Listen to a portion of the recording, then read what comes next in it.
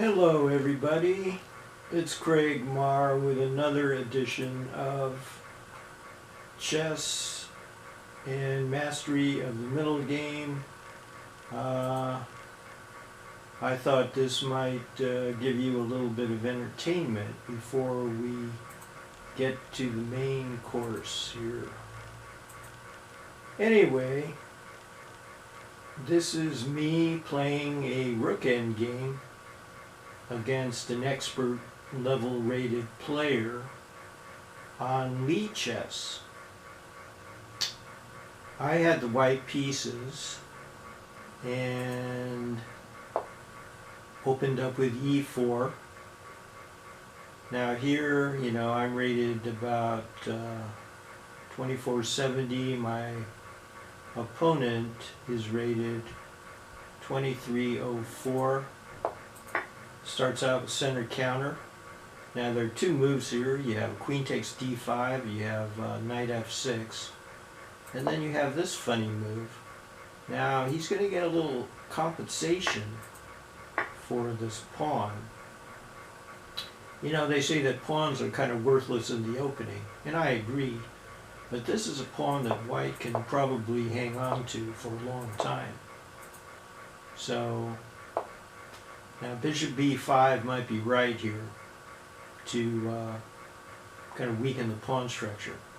But my move might be just a bit too conservative here. Anyway, now he's spending e4, so I've got to prevent that. Now it's good to castle. h6 is probably right because this pin can be a little bit uncomfortable. When you're attacking, you don't want to have to make a retreating move like bishop e7 because it wastes time, and time is definitely an important element of the game of chess here. Now see, all this has favored white. All these exchanges have favored white because now I have the powerful f5 square which I can work on. And black is in trouble. Now he's got some play in the g file. Now the computer doesn't like that move. Instead it recommends c3, giving up the d pawn. But of course I didn't want to do that. I want to have my cake and eat it too. I want to play rook a d1 and then c3. I don't want to give up my extra pawn here. Queen d7 threatens f5, so I have to guard that square. So I'm willing to allow the knight to come in, and then I can just kick it out with c3. That's my idea, if he comes in knight d4. Now that could be trouble, threatening f5. So now of f5, I just take it, and then I trap his rook. If the rook takes on g2. So that's my little trap here. I want you to play f5. And this is what I had planned. Now I gotta watch out for this this f4 square. I don't want the knight suddenly, boom, parachuting in on my queen. That'd be such a drag. So I decided to pin the knight, but I'm allowing this move, which the computer doesn't think it's a big deal. But the problem now is that we have even material. But white has some good squares and positional advantage. So I kick, attacks the b pawn. Now probably quite okay is rook d2.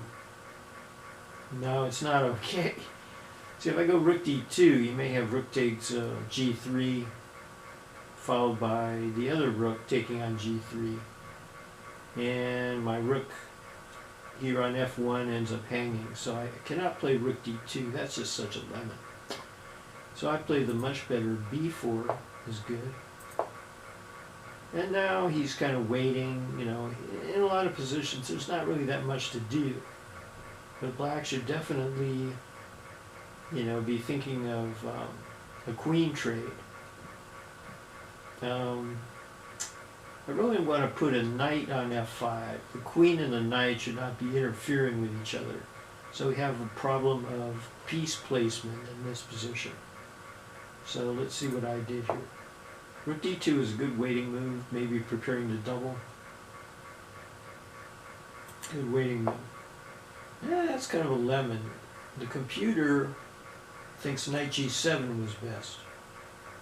And, you know, I probably agree with that a little bit. Although queen f3 is still good, with the idea of knight f5 or something. Now I'm really, the computer doesn't like that move. Thinks I should have played rook d1, but I still like my move.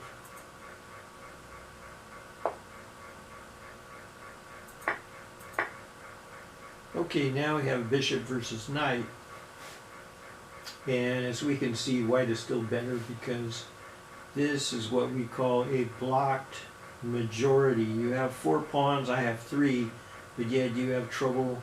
You cannot create a passed pawn from this particular formation. So that's why it says that white is up 2.4 right now. So let's see what happened here. How do we get into the rook ending? Okay, that's good to seize the open file. Notice that the rook here on d1 is better than the rook here on g6. The rook here on g6 is sort of out of play, and I'd like to keep it that way, where my rook is the only thing with activity and your rook is kind of just lounging around doing nothing. So I have a superior rook, and I have kind of a superior minor piece. Now I want to get the queens off because the queen is a problem. The queen is so active. How can I trade queens? So this is a waiting move. Queen a4 is good to activate the queen. Queen d7 says question mark. Double question mark. Rook d7 was best. You know, we can't always agree with the computer, but here the computer's probably right. Because rook d7, yeah, rook d7, but I was in such a hurry to trade queens here, you know. Now I had foreseen this. See, he doesn't want to trade queens. Now I'm, you know, trying to force a trade of queens. So now I'm only up 1.7 at this point. The computer does not like that move. It doesn't like that move. Now I'm forcing the trade of queens here, finally. But the computer says at this point I'm only up 0.6, which is less than a pawn. But his rook here is still a funny looking piece here. And I have the bishop corralled, and the knight and rook are active, so white is better. Give me that. Now his rook is getting active. I don't like that. So I come back to guard the c4 square. And in a lot of these positions you have to think about which pieces do I want to trade. So if I trade rooks, I have maybe some advantage if we were to just magically trade rooks. Because my knight would get a hold of this f5 square. And then the majority over here is crippled. 4-3, cannot create a pass pawn. Meanwhile, I have 2-1 on the queen side part of the board, and white has a superior position. Now if I trade the knight for the bishop, it's just a draw. So I love to trade rooks. I don't want to trade minor pieces, but that's exactly what happened. And white gets into trouble. Now he's got all kinds of pressure on f2, so I have to go back. And now there's real problems. Now I begin to realize if I play g3 here, plays rook f3, and then now I'm in super trouble with this pawn under attack. So I have to do what I don't want to do. Check. Takes. Computer doesn't like that, but I disagree. Now I'm in real trouble. Now we start the rook ending. That's forced.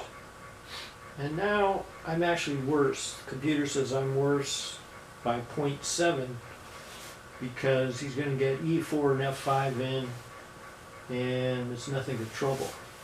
It's nothing but trouble. Nevertheless, even though I'm in trouble, I have to put up the best resistance possible. So it's good to activate the king.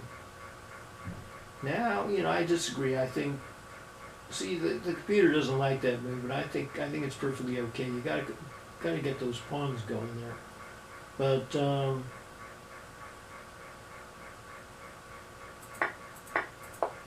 But now I have some threats, But I'm still worse. I realize that. I realize I'm worse. Well, yeah, he's kind of got to do that. Now, the reason why I'm worse is because we kind of have a race developing. He's going to, if I take this pawn right now, he's going to have these pawns against these pawns. You see that this is not really a close race. Black's pawns are much better. So I don't want to take, this is a valuable pawn because it's an outside pass pawn. So that's what I do. Yet, I have to worry now that the king is getting super active.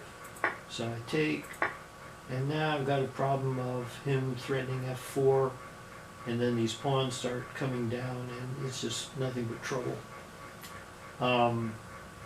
Notice that my outside pass pawn is not significant enough to cause black any real problems, and I have to deal with this pawns and king activation, and I'm really in big trouble. Now if I play a move like g3, he plays rook check, and then the king ends up having to be on the back rank. You don't want your king on the back rank, so I did a very good thing, checked him. Now what I'm trying to do is force the king backwards. Once the king goes forwards, it's trouble. Now if the king comes up here, I'm absolutely happy. Rook takes pawn, Although this is playable. Now he decided to choose the sharpest move, which is that.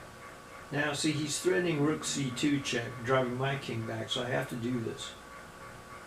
Check is good. And now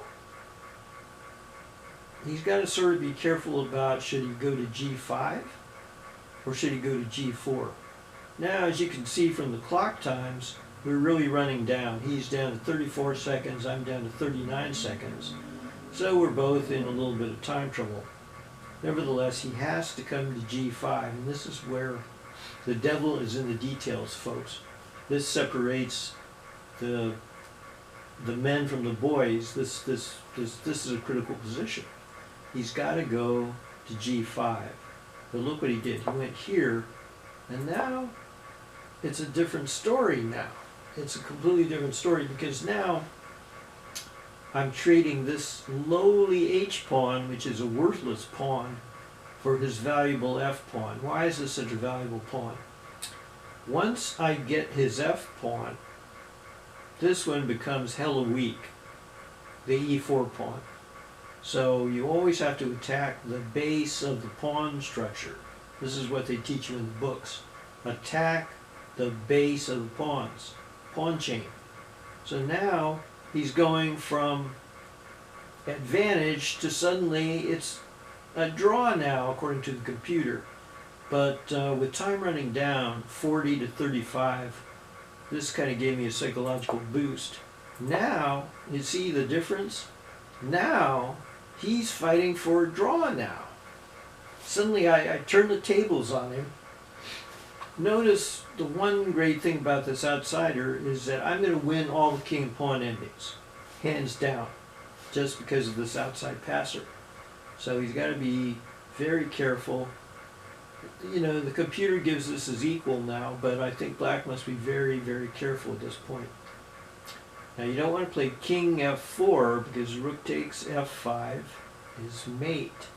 So now he's got to come up with some good moves. I really don't see anything wrong with him just taking this pawn. rook takes h3, I really don't see anything wrong with that. And, you know, black seems to, you know, still have some advantage, you know. If rook takes pawn, rook f5, king g4, it's probably a draw, but let's see how black, a human, ended up losing this game here. Rook check is not right, okay? Now the computer doesn't comment on this move, but it's definitely, it's just a shitty move, because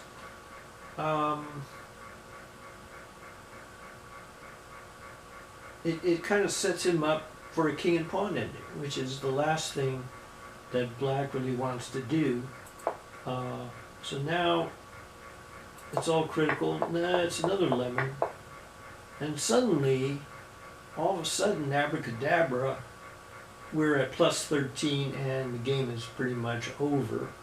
And my opponent kind of realizes that and sort of simply resigns in this position. Now, why did black resign? Okay, because he's got to trade rooks. No getting away from it. Let's say the king captures here, for example. Okay, then I would capture here.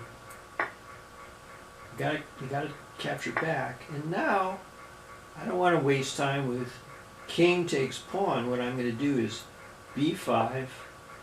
King is never going to ever catch the pawn. It's just one move too slow. I queen the pawn, and white is going to win this. So that's what would happen if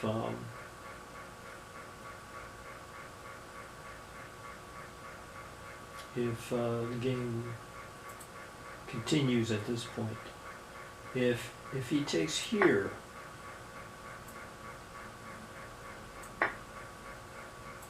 and comes back here, this is a try. Okay, but now I have to take this pawn. And now he's going to try to rush back.